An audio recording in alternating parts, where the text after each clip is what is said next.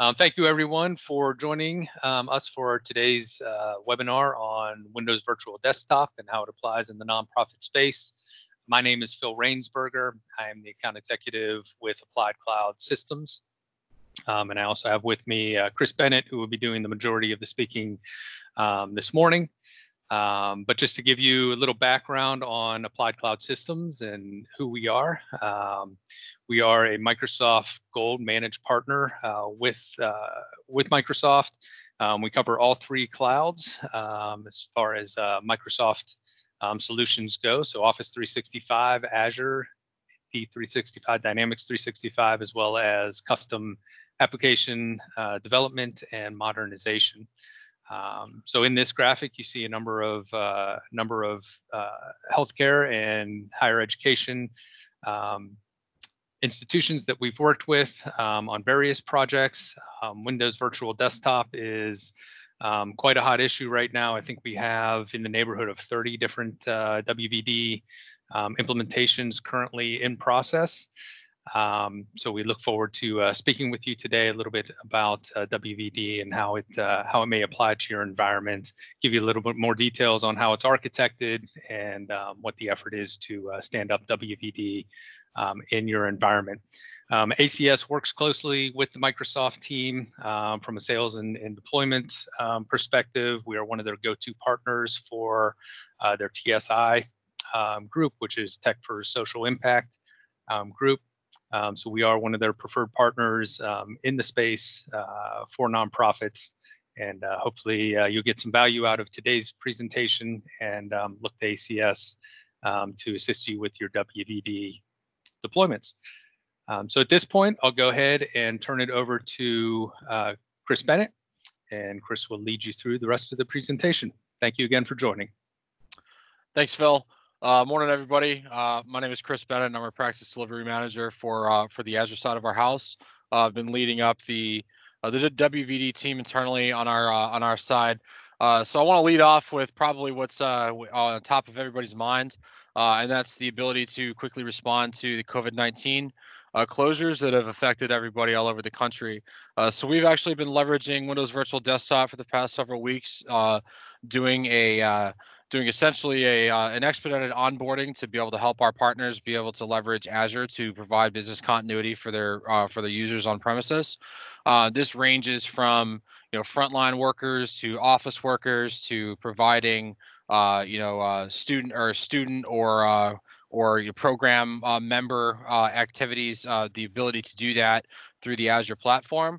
Leveraging existing licensing models and very quickly being able to integrate that with any existing Azure implementation or building a greenfield and connecting that to the on-premises data center. So this provides us the ability to, again, quickly deploy employee desktops with whatever applications we need to.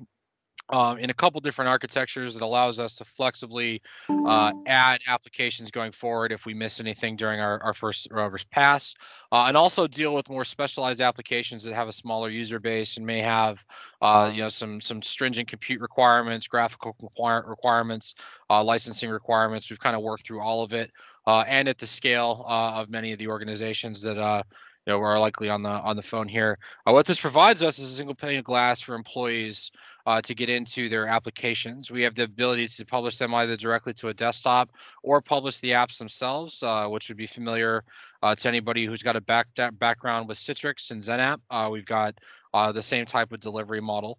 And then again, this is because we are leveraging Microsoft Azure, we do have the ability to scale to meet just about any demand scenario that we've run into so far, including being able to provide universities an off-ramp to do online learning for their students.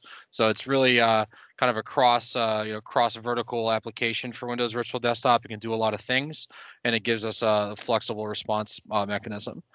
Our approach to doing a Windows Virtual Desktop implementation prior to the COVID-19 has not fundamentally changed. What we kind of do is an expedited governance onboarding process, which is something that we've templatized and perfected in the Microsoft space to help organizations quickly get into Azure who have either some Azure experience, no Azure experience, and various levels of skill set in the platform.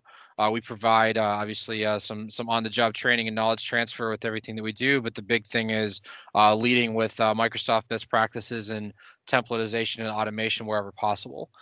So this lets us create our core connectivity services relatively quickly, and then dive right into the implementation and build out of the WVD environment tailored to the use case that we're looking at. So this again could be frontline workers that are needing to deal with soft phones and being able to have all their productivity software in one place, to developers providing a development environment or access into an on-premises environment in a controlled way. We'll walk through some specific use cases here shortly, but getting the underlying WVD services and everything rolled out to be able to use the product in an expedited fashion typically takes 1 to 2 weeks. So it isn't something that is going to require, again, a large pool of Azure knowledge. It's really just bolting this onto an existing implementation and doing our best to crosswalk whatever we need to from an administration and tool set perspective. Everything that we do up here, we do again try to templatize, so we've got the ability to consistently use it going forward. But underlying all of this, and something that we don't want to discount or shortcut, is the governance process. And again, it is something that we have templatized, going through essentially developing what our policies, standards, and procedures are going to be for using Azure, helping translate what teams we've got doing what, and filling in any gaps that we need to on the ACS side with automation and our support structure to be able to make sure that not only can you leverage Windows Virtual Desktop and Azure, but you can do it successfully and you can be able to scale and be supported long term. So there's quite a bit that goes into a full governance process that we've again kind of templatized and created an expedited onboarding process to be able to deal with the current crisis in front of us. So just a little bit of background on Windows Virtual Desktop for those who have not really dove into what the product offering has, is we are able to deliver Windows 10, Windows 7 application plus Office 365 in a single pane of glass. But also wrap in any Windows Server-based applications. This could be multi-tier applications with SQL backend, everything living in Azure, or even call on-prem resources and present those via application in Azure to provide, again, that single pane of glass. We've done quite a bit of implementation with this, with leveraging Azure native applications that are installed. The typical process is to go through a build out of an image to then be able to scale for whatever the use case is that you're looking at. But we do have the ability to leverage on-premises resources as well, and set this up in a hybrid for a hybrid experience. With the rollout of Windows Virtual Desktop, Microsoft has come out with a brand new version of Windows 10 called Windows 10 Multi-Session, which allows us to run containerized Windows 10 instances all on the same machine, which gives us some flexibility from a design and architecture perspective to cost optimize right away by stacking as many sessions as we can per box, and having them run in a multi-session environment. Now, if we do have a requirement for one-to-one machine allocation for various reasons, we can do that as well. But we really want to try to focus in on being able to multi-session as much as we can. That allows us to then scale and also deploy relatively quickly. Once we go through the image creation process and we have something to work off of, there's just a couple minor technical details we need to figure out and how that's going to fit in the environment. And then we've got the ability to scale out to hundreds of machines, however we need to, wherever we need to, in whatever region you choose to use. And then the Windows Server part, we are able to actually publish applications that run on Windows Server and have them appear in the Windows 10 desktop, or again through an app publishing portal for the end users, depending on what the use case is, how many apps we're dealing with, and what our turnaround time is. General rule of thumb, building out a Windows 10 desktops experience for end users is a lot quicker than getting into doing the application publishing. But for the application publishing architecture, gives us the flexibility and the scale going forward, and also drives some cost efficiencies as well, which especially in the nonprofit space, being mindful of cost is kind of front of mind, and it is definitely front of mind from all of our design processes. So again, we've got several different scenarios that we could leverage Windows Virtual Desktop virtualization for. We've integrated this in healthcare to provide specific browser access to get into healthcare applications, for example. Again, frontline workers, productivity software, internal tool sets, just about any application that can actually run on Windows that you're using, even if it is homegrown. And we've got an executable path, we can publish it and we can get that into this environment. We've done some interesting applications on the development and education side around, Python development, for example. So there's a lot that we can kind of fit into this mold. And anything that we can't outright fit into this mold, if there are Linux applications, for example, that are critical, we have the ability to bolt that on to the Windows Virtual Desktop implementation, leveraging additional Azure services. What this also allows us to do is again deal with just about any employee type. So if we have people who are typically traveling, who obviously aren't right now, we've got the ability to provide them mobility so that they could use this anywhere they are with any device using an HTML5 browser.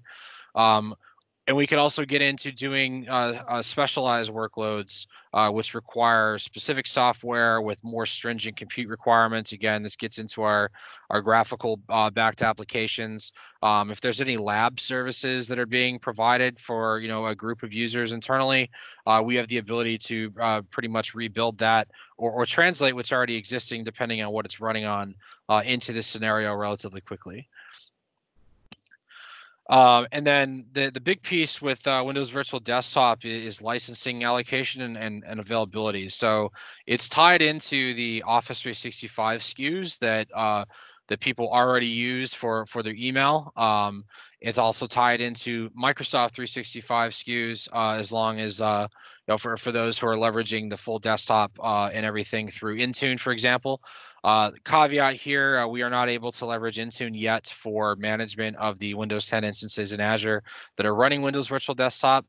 That is coming, but we do have various means of administering that environment, patching, taking care of everything that we need to in our day-to-day IT administration through the Azure platform and through automation.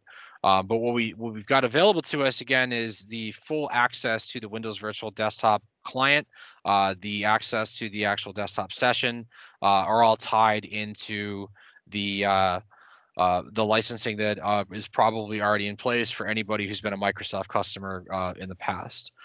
So this includes if we got existing CALs out there for RDS environments and we don't happen to have any additional licensing on the Office 365 side, well, we are able to actually stand up a licensing server in the environment and leverage those CALs for access to the environment as well. All of this is tied into the Active Directory user object that needs to be synced out to Azure so that it can hit the actual connection broker here. But other than that, the licensing entitlement is either attached to that user given their Office 365 license, or we stand up a licensing server and leverage existing CALs to provide access to the environment. The other cost that's associated with Windows Virtual Desktop, other than the existing licensing, is whatever compute, storage, and networking costs are associated with the size of the environment that we roll out. One thing I will say on infrastructure costs is we do again try to leverage cost efficiencies wherever possible, leveraging automation to reduce the amount of machines that are running at any given time, to scale that down to just the pool size that we need for the existing users we have, with the ability to scale up to meet demand, but again, kind of optimizing on that minimal footprint. The other piece to Windows Virtual Desktop is it is fully integrated within the Microsoft security ecosystem via Microsoft Graph. So we have there's three pieces to this. There is the user identity itself, which is going to be tied into Azure, which is going to have Azure visibility through Active Directory into what that user can do, conditional access policies around access, so we can wrap MFA around this if we need to. And also the advanced security features, if you happen to have P1 or P2 for user licenses, which are tied into EMS, E3, and E5, or A3 and A5 licenses also include those. So we do get the full visibility into the Azure identity. for the users that are connecting, which gives us some auditing capability, as well as, again, the ability to use conditional access policies, force MFA, make sure people are using VPNs on-prem to access. Whatever we need to do, we've got full access there. The other side of the house is this is Microsoft 365. So it is an Office 365 license. So any protection that we have around the Office 365 identity, we also get extended over into this side of the house. So that is, again, if we have the more advanced security features out there, that is our, impossible travel scenarios, building the usage profile for the user, and wrapping the security graph and AI features that Microsoft has around usage of the environment. Then finally, we have the underlying Windows Virtual Desktop infrastructure itself. So these are Active Directory domain joined machines. So we do have full group policy capability with everything that we're doing here. We can leverage existing group policy objects that have been built out to provide secure Windows 10 environments on premises, for example. Those can be leveraged up here. And then we also have the full monitoring, alerting capabilities of the Azure platform. So we've got we've got policies, we've got monitoring capability from a network perspective. We can monitor the internal OS of the virtual machines, grab all logging that we need to, and ultimately, depending on what the security footprint requirements are, egress those into a SIM of some sort or get them into the hands of the security team in the environment to be able to make sure everybody's secure. Layering on top of all of this, if there is not any SIM in place, we do have the ability to integrate this with Azure Sentinel, which is the Azure-based SIM that we can ingest all of these signals into and do alerting right there through the platform without a large cost tag. High-level architecture for Windows Virtual Desktop is basically we're dealing with a hybrid PaaS and IaaS service. So traditional RDS, which anybody who's familiar with VDI on-prem has ever built out an RDS farm, terminal servers, Citrix. We have some key pieces that are essentially the access broker for whatever the environment is that we're dealing with. So we're dealing with actual web access through an HTML5 browser, broker access through the actual agent that connects, basically getting into Windows Virtual Desktop, dealing with all of the load balancing, the gateway, and the security around that piece is taken care of for us by Microsoft. What we're concerned with is building out pools, is building out images, and making sure that we can efficiently deliver the applications that our users need, but not needing to deal with the minutia of making sure that our load balancing is correct or troubleshooting a network issue for users not being able to connect to the environment. This is all taken care of for us by a service that then communicates with an agent that is put on whatever the endpoint is. And then that communication allows the resources to check in with the pools, and then load balancing takes care of spreading user sessions across that based off of settings that we control. Underlying the compute is just additional Microsoft infrastructure. So we've got storage in place. Obviously, we need to have networking for these machines to talk on and be able to get back to Active Directory services on premises or in Azure if they've been extended. Other than that, we are deploying virtual machines. We are creating images through a very familiar process of going in and building out an image, sysprepping, and then bringing that into the Azure image creation service, allowing us to replicate that image wherever we need to. We could use multiple regions. We could deploy host pools in multiple regions. There's a simple setup process that gets this piece rolled out. Everything that's managed by Microsoft, which would be our RDS tenant. And this is geo-distributed. So as soon as we set this up within the scope of the subscription that we're using or the enrollment, if it's multiple subscriptions, we do have the ability to put the tenant into the Microsoft ecosystem and use it in multiple places. Pools themselves are relegated to a specific region and bound to networking, which we set up and have full control. So we do have the ability to kind of spread this implementation out across a larger geographic area if we need to, deliver it to disparate teams in different places of the country, and deal with keeping them all communicating, collaborating, and working together, leveraging the backbone Azure networking and everything that we've got set up for us from an infrastructure perspective. So we've got the ability to leverage on-premises file shares, where we can leverage again on-premises applications, provide administrative workstation to be able to get in and manage the environment on-prem. This does not require a VPN, so the actual front end, the front door for Windows Virtual Desktop is a service that is very, very similar to the path that traffic takes to get to Office 365. Again, geo-distributed, load balanced, all taken care of through Microsoft, but that does not require any on-premises access for this piece to work. Now, obviously, underlying the infrastructure needs to be able to communicate with a domain controller. That doesn't need to be on-prem either. That could be sitting in Azure. And then the traffic flows at that point. User hits the broker, they get into a resource. The communication stream for them is actually between the broker and the resource by the agent. All other traffic, we have full control over where we send it. We have full control over networking and routing. So if we need to inspect or have an outbound proxy going to a firewall, for example, whatever the requirements are from security, we're able to meet those. So prereqs to deploying Windows Virtual Desktop, important pieces. We need Azure Active Directory domain services. So this is AD Connect set up to Azure Active Directory. Any folks who have already gotten into the Office 365 space, you can check this box off. You've already got it. The other piece is going to be we need actual Active Directory access to a virtual machine running your Active Directory instance. We need to be able to do an LDAP call to it, so we need routing. That can be done via ExpressRoute, which is going to be guaranteed bandwidth, quite a bit larger from a connection standpoint than a VPN. VPN, very quick and easy to stand up, is typically the starting point for a lot of our clients.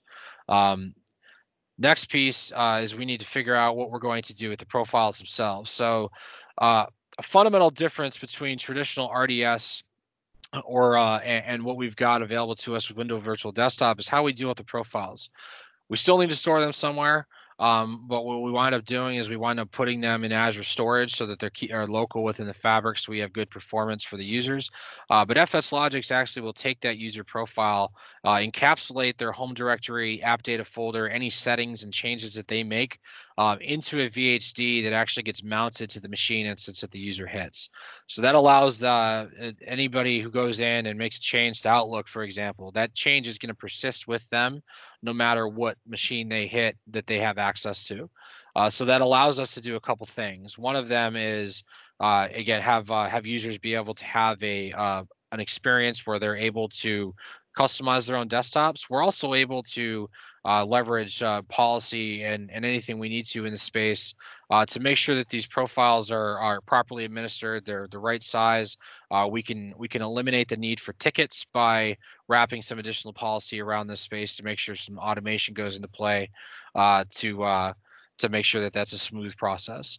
And then depending on the scale that we're looking at, again, we could use Azure Storage, we could stand up an SMB server, or we leverage Azure NetApp files for simplicity's sake, where we can, and we've got the scale that meets.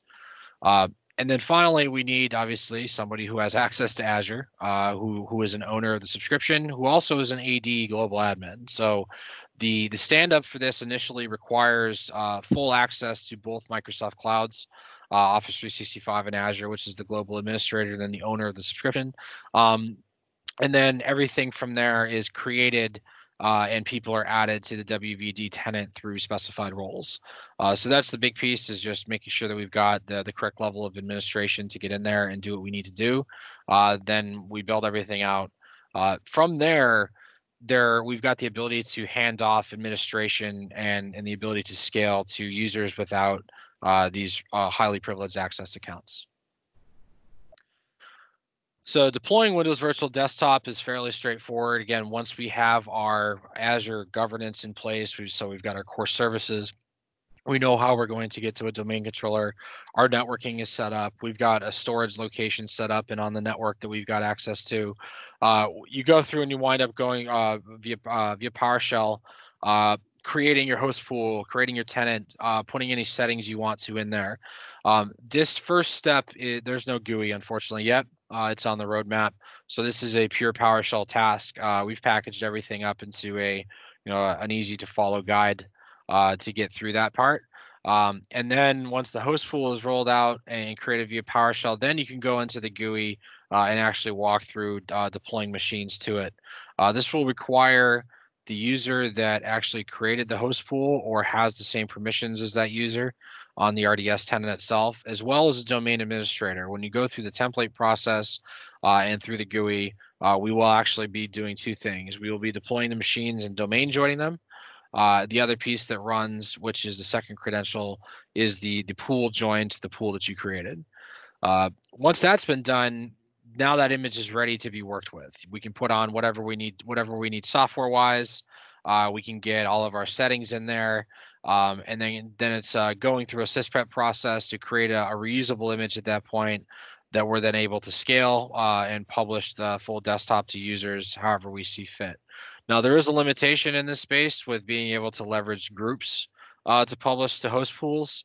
That again is a roadmap item. Currently, we have to do individual users via the UPN, but we've written some automation to be able to keep security groups and host pools in sync to allow for some easier administration locally, leveraging existing Active Directory groups or existing identity processes that are in place on premises.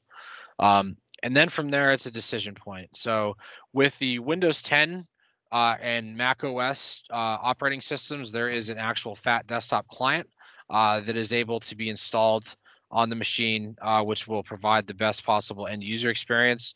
However, Windows Virtual Desktop does work anywhere on any device using an HTML5 client to get into resources. The second piece, other than having just actual desktop, as I mentioned before, we do have the ability to just publish applications. They're called remote apps in the Windows Virtual Desktop world. They are just machines running software, where we will create a logical app group, publish the software executable, and then show that how that kind of works for any application that we need to. This is very useful specifically with COVID-19 response because as we go through the process and we build out a desktop, this has been a sprint in our experience over the past few weeks to get something out there. Ultimately, there's specialized software that's around. Something may be missed that's critical for a large group of people. Deploying remote apps to the existing desktop that we've gone through the time to build is the most efficient way to be able to do that and make sure that we get what we need going forward. Instead of having to go back and redo anything here, we just add additional application by publishing them. So real quick, I'm gonna go ahead and hop over to our Azure environment. Again, the back end here for our Windows Virtual Desktop environment is simply virtual machines. But how that winds up looking is here. So this is the HTML5 browser to log into Windows Virtual Desktop. This is the Microsoft broker that is, again, our geo-distributed service, load balanced, capable of handling all of the sessions that we've thrown at it thus far with all of the implementation work we've done. So we have our user. In this case, I've got virtual desktop demo student 1 at AppliedCloudSystems.com. That user was added to the ACS WVD demo tenant explicitly via PowerShell. Access to two pools. So right here, represented with these two published applications, this is actually the application pool that I was mentioning before. So these are our published remote apps. So if I go in and launch one of these, it's going to pull it up here on the HTML5 sessions and give me just access into the app itself. Now, that may be the chosen delivery model for some of the applications that we're looking to publish. This is exactly how people would use them.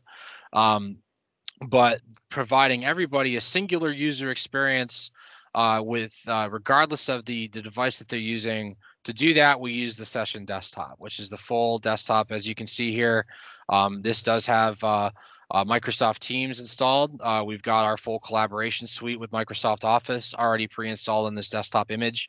So all we need to do with this is come in here and install whatever software we need for our users. So if they're using, again, our Office suite's already installed in here.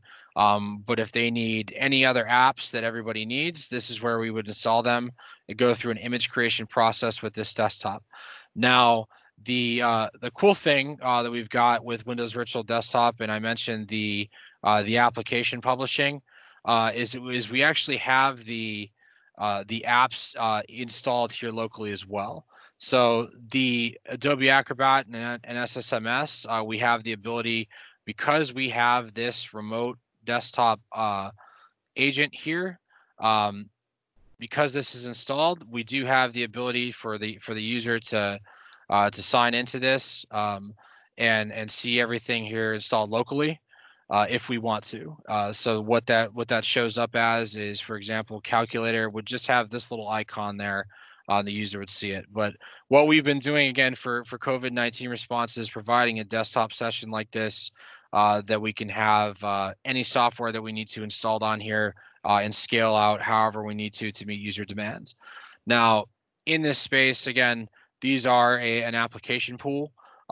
We can install whatever we need to. The way that we architect this is, Adobe Acrobat and SSMS are going to be CPU-bound applications. We could probably put them on the same host, and we would publish them to the same users. Now, we don't necessarily need to do that. If we had 1,000 people using SQL Server Management Studio, we probably want to put this on its own pool. This allows us to do independent auto scaling. So this desktop session here is a group of machines that we're able to independently wrap auto scaling around to go from one machine up to however many we need to meet our user demand. Same thing on the application side. We wind up using telemetry so that our SQL server, our SQL management servers, if they start spiking CPU, for example, we'll roll out another session to be able to spread out the user compute and provide a good experience for our end users. So it's incredibly flexible, and we've got the ability to kind of customize whatever we do up here based off of the specific application need.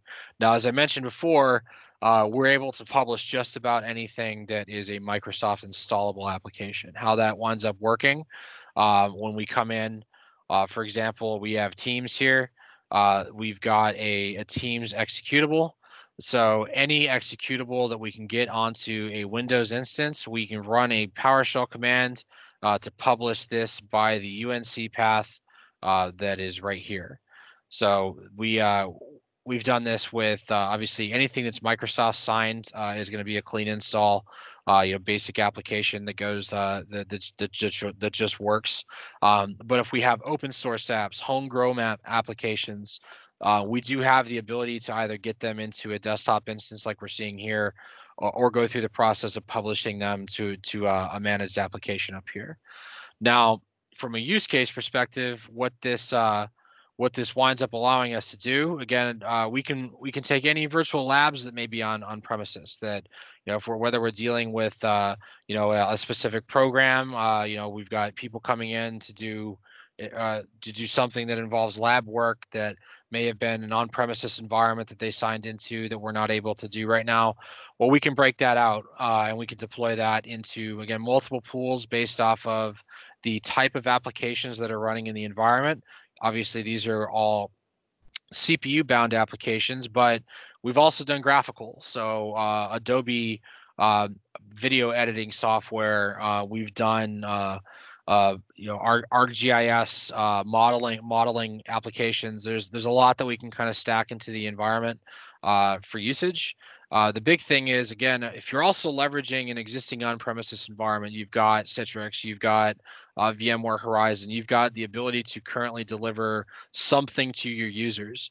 We are able to leverage Windows Virtual Desktop in a hybrid scenario, or we can deploy our CPU, our GPU-bound applications to existing on-premises infrastructure, for example. Underlying this, again, we've got our FS Logics profiles to make sure that we've got a good user experience for everybody and they can save their data. We do have the ability to point to OneDrive instead, or we could use, just an SMB share. There's a few architectural options for us to go through and how we're dealing with profiles. But either way, we're going to need Active Directory access for these machines, and we're ideally going to have an AD group that allows us to target that group and then target the pool here. And that way, all you need to do via to administer and to get people in there is via on-premises Active Directory, add them to whatever group is being synced. Automation picks them up and adds them to the pool, and then they're able to use Windows Virtual Desktop. So kind of similar to the lab, the labs are more focused on published applications, program delivery. So whatever we are doing out in the community, whatever we're delivering to our constituents, we have the ability to virtualize that in some way, shape, or form, and provide a single space for everybody to be able to access what they're currently using on their desktops in the office, or again, computer labs, or however that's currently set up. We've got the ability to deliver it. This may be a VM host pool with just desktops. It may be just application pool with just published apps, maybe some combination of the two. So there's some design flexibility here, so we can provide the environment that we need for our end users and do it in the most cost-effective way possible by spreading out compute so that we can optimize the underlying machines and then auto scale independently on all of these pools. So as I mentioned, we cover all Windows-based workloads. I'm sure there's something out there that's incredibly odd that we're going to struggle with to get deployed into this environment. We haven't seen anything like that yet. But we cannot do Linux, even though 1803 has Linux kernels built into the Windows OS. We cannot use that yet. So we do have the ability to add on Azure Lab Services or Dev Test Labs to be able to provide Linux capability in conjunction with what we build up here. Administrative workstations are an interesting animal because this has been one of the quicker moving implementations that we've needed to do. There's two ways. There's two paths into this environment. There's the multi-session or one-to-one desktop. Multi-session requires the build out of a new image. There's no getting around that because the Windows 10 multi-session is a new type of Windows, and we can't. There's no import path from a traditional VHD into the multi-session. Now, a lot of organizations have existing, employee desktop VHDs or packaged software via SCCM, for example. So we can leverage that. We can leverage the existing VHDs. It just requires us to become a little bit inefficient by doing static desktop allocation per user. Now, one thing I will mention with either of these scenarios, we do have the ability to integrate with SCCM. We have the ability to push MSI installs after the fact. So there's quite a bit that we can do to layer on some automation to make the onboarding and administrative process a little smoother. Recently, we've run into users trying to stack too much software on this end workstation, where we wind up coming in with a post-deploy MSI install to push a bunch of apps that wouldn't sysprep nicely, for example, or push a bunch of applications that needed to be installed to the specific user session. We've got quite a bit of use cases here that we can drive. Another, again, BYOD is the mantra of Windows Virtual Desktop. The intent is to be able to use this anywhere on any device that has HTML5 capability, obviously providing a better end user experience on the Windows 10 or Mac OS side. We do have some ability natively to integrate with thin clients. That is something that the capabilities around that are being expanded, but that is something that's possible. And the other thing, for geo distribution, so we're not locked into a single region for the resources that we're talking about. We could deliver simultaneously the applications to the Western United States and Eastern United States if we needed to. So we've got full region mobility, geo-distributed load balancing to be able to access that environment efficiently. And then, as I mentioned before, there's probably some costs on-prem. People have invested in VDI, have invested in hardware that is now being used to provide access to an environment for users who can't come into the office or who shouldn't. So what we're able to do is take care of either expanding your capacity by offloading some applications to Windows Virtual Desktop to then publish to those fat desktops that those users are using on premises, or do GPU-based publishing, again, are more stringent apps that we may not have the capability for a developer or a user to take their GPU-enabled workstation home, for example. There's several use cases around using graphical processors in Azure that become burstable and on demand, essentially. So we've got, again, the ability to leverage automation around the space to be able to reduce the cost footprint of our GPU runtime as much as possible.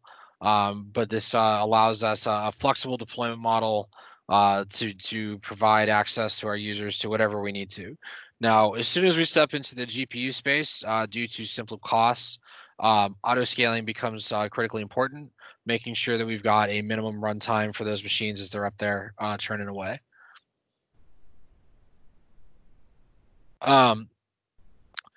So yeah, the Windows Virtual Desktop experience that we've the most efficient way of delivering this going forward, again, has been Windows 10 multi-session plus Office 365 pre-installed. This takes away the complexity of doing a background Office install for multiple users in a VDI environment. Microsoft has just gone through that process for us. So if we build off of that image, we've got everything pre-baked. We could just install our additional productivity software and make sure that we get the users what they need quickly. So that's again, all of the features around Office 365 Pro Plus are installed there, including Teams. We do have the ability through the session to be able to pass through audio as well. So we can watch videos, we can leverage microphones, whatever we need to do. And again, this is something that we can do a migration of Windows server-based environments and do publishing from those existing images as well. And then so we've been working with the Windows Virtual Desktop product pretty extensively since last year in May. As a result, we've kind of produced some management software around dealing with the auto scaling and being able to drive cost efficiencies. So we're able to do, we've built the capability to do session schedule based auto scaling, which is a collection of scripts that Microsoft has out there. We've expanded upon that to allow us to do those two types of auto scaling as well as telemetry. So telemetry allows us to drive efficiencies immediately, right size our pools, and make sure we're reducing our cost footprint as much as possible. But we're also going to know, what our peak start and stop times are. Most organizations, 8 to 5, Monday through Friday, and then maybe having some capability for after hours, but not anything. You wouldn't want to have the full environment running 24/7. So again, this allows us to take 8 hours a day of runtime and really fractionally reduce the cost footprint of all the Azure resources that are running up here. The other big piece, again, from an efficiency standpoint, is GPU. So there currently is not a way out there to via Microsoft to even look at GPU telemetry. So we wrote a service to be able to read this off of the NVIDIA driver and then actually do auto scaling based off of GPU telemetry. So this allows us to be as efficient as we can with the machine runtime for GPU instances. That again drives some cost efficiency and allows us to continue to scale Windows Virtual Desktop to meet some of the application needs of our users without breaking the bank. So the big piece of leveraging Azure in general is we try to make the environment as on demand as possible. Now, Windows Virtual Desktop, depending on how the organization is staffed, what the work patterns look like, we can fully shut everything off and not incur anything other than our storage costs overnight, for example, if we don't need anybody working overnight, and wrap automation around the actual time when this environment's running, which would then be complemented by our telemetry-based auto scaling and management of auto scaling to drive efficiencies during the day. And then there's again, as I mentioned before, there's basically two delivery models. The architecture on the Azure side is the same. We are deploying a virtual network with virtual machines, making sure an agent is on it that can communicate with the Azure Fabric, and then from there making a decision based off of how we're going to register the machine themselves or the applications internal to the machine themselves through again through PowerShell and programming the broker.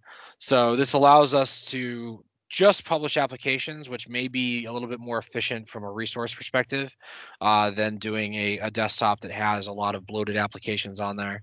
We're also able to, again, break these out based off of underlying compute. So general applications, depending on what they're doing, we're looking typically at D or F series machines, D general compute, F series compute optimized, and then auto scaling based off of CPU and RAM. Typically, we're going to be scaling off a compute. There hasn't been a lot out there that has capped the RAM allocation before CPU pegs. So so that's kind of how that one's done. Graphical processing, again, with the ability to split that out, have individual machines with individual auto scaling to drive some additional efficiency here. Users need to be explicitly added to any of these pools. So we do have RBAC segmentation to make sure that somebody who can't or shouldn't be able to see something can, but it is incumbent on us to make sure that their group isn't added or their UPN isn't on there, making sure that we don't have automation running, putting them somewhere they shouldn't.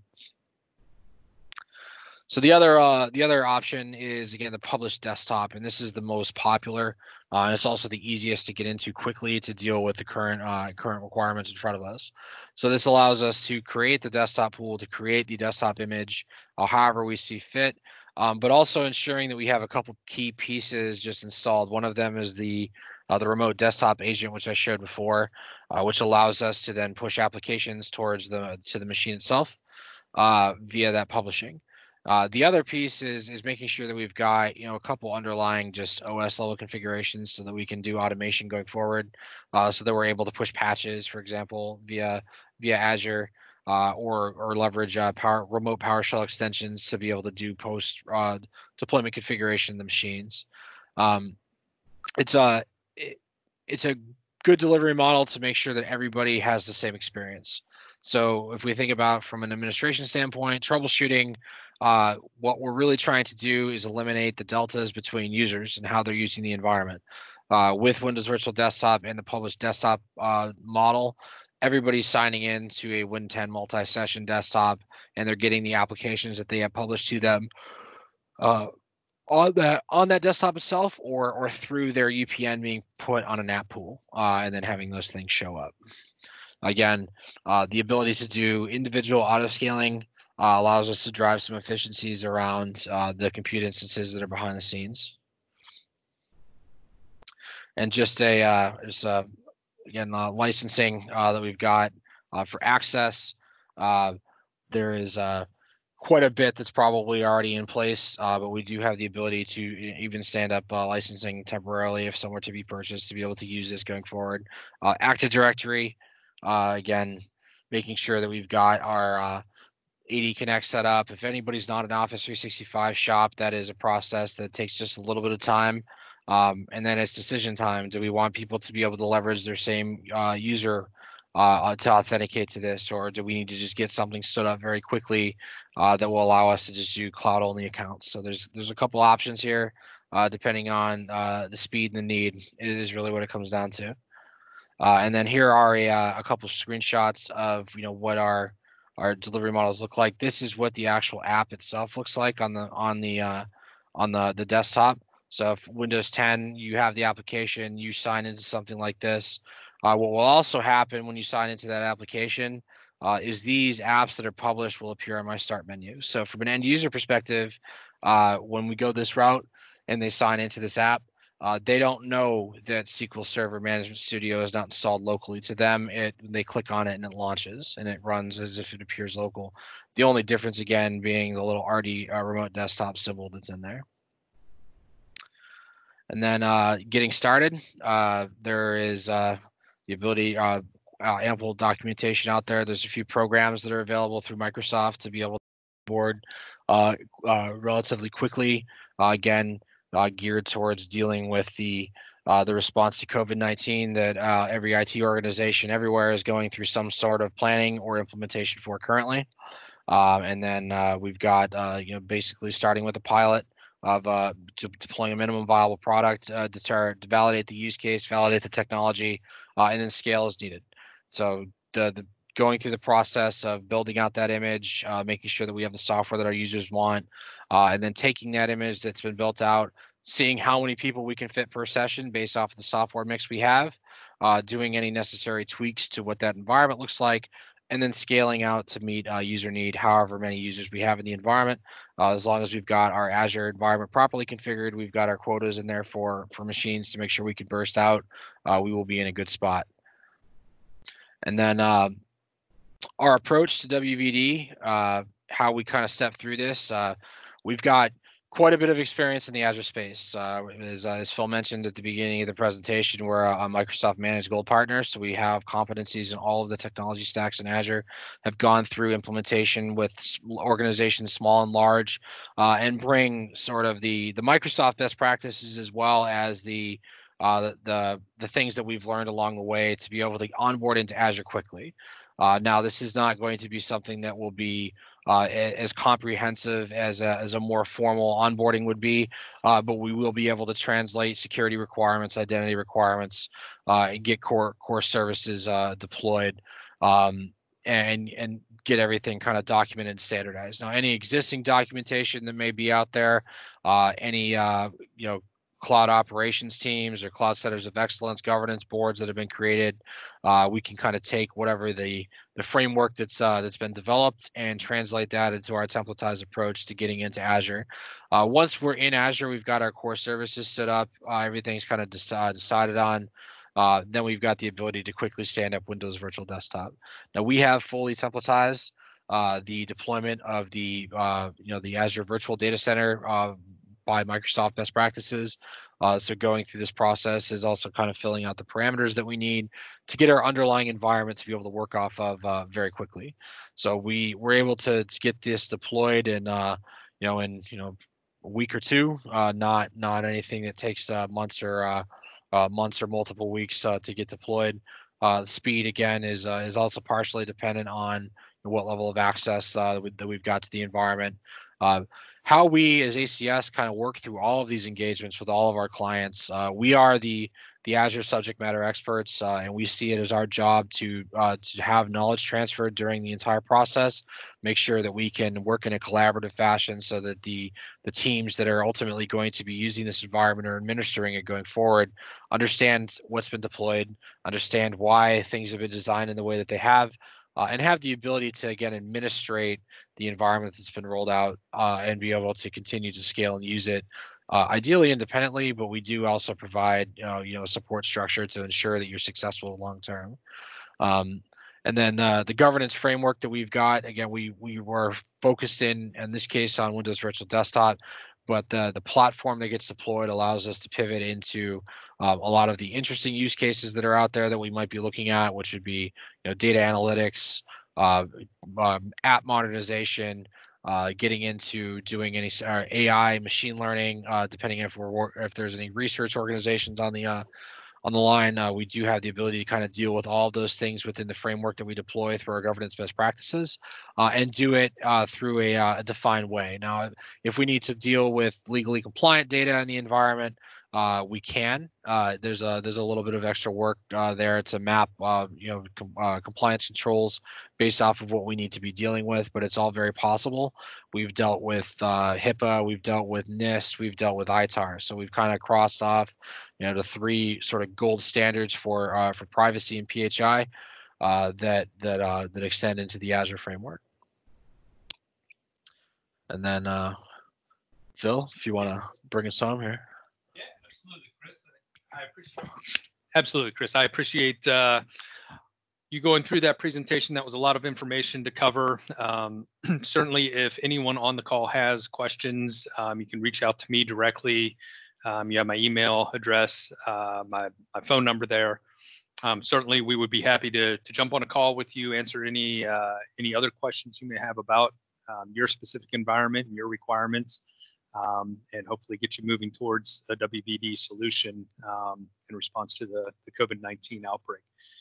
So at this point, we'll open it up for any questions that may be that the attendees may have. And if you have any questions, you can go ahead and throw them into the chat window. Wait a couple minutes here, see if we have any questions, and get those answered for you. Do you want me to hop over to the chat, or do you just want to read them all? Yep, I'm just I'm looking at the chat window. Let's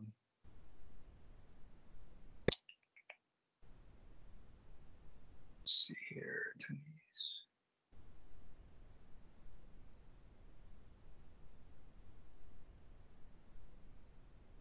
Yeah, Chris, can you see the chats coming in?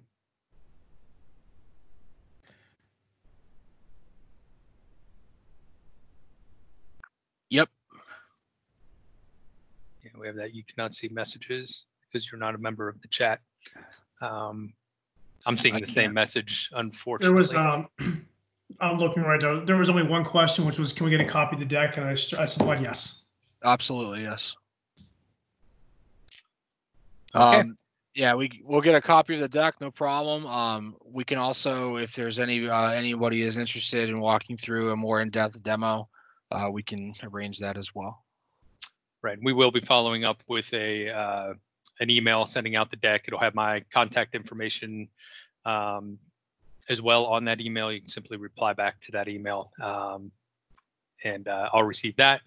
And again, should there be an opportunity here for us to work with you on WVD, an additional demo, a more in-depth demo, as Chris mentioned, we'd be happy to set that up for you.